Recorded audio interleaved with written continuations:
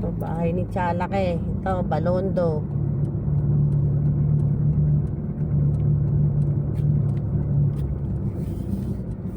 Ito naman, Toribio. Ang compound na yan. Toribio. Ito na, pakita mo to.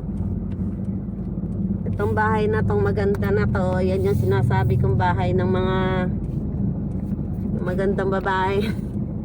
Sino nga ba yun? Yung niligawan niya na. Di kong bebot. Yan ang bahay niya, oh. Kita ba?